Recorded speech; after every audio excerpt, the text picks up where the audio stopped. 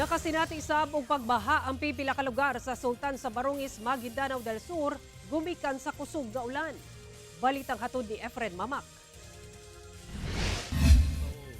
Daw dagat na kining lugar sa barangay Papakan sa Sultan sa Barongis, Maguindanao del Sur, human gibaha gumikan sa kusog nga ulan Miyerkules sa gabii. Gani kita ang mga kabalayan nga nalubog sa baha. Ang uban nagagamit na og bangka sa paglabang. Sa sitio Dundungin sa susamang barangay, tamang hawak sab ang agianan sa mga residente human misaka ang level sa tubig baha sa lugar.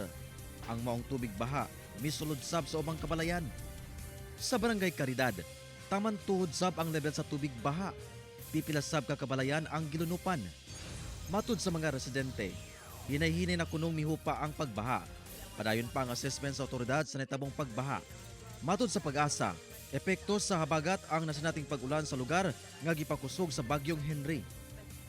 Na-enhance po kasi siya bagat kahapon, sir, dahil po sa low pressure area or na-develop na siya into tropical depression na Henry. So kaya na-enhance po ang southwest monsoon. Pero ngayon po ay localized thunderstorm na po tayo dito sa Barm region. Kauban si Gary Balantayog, Bong Vicencio, Efren Mamak. 1 Mindanao.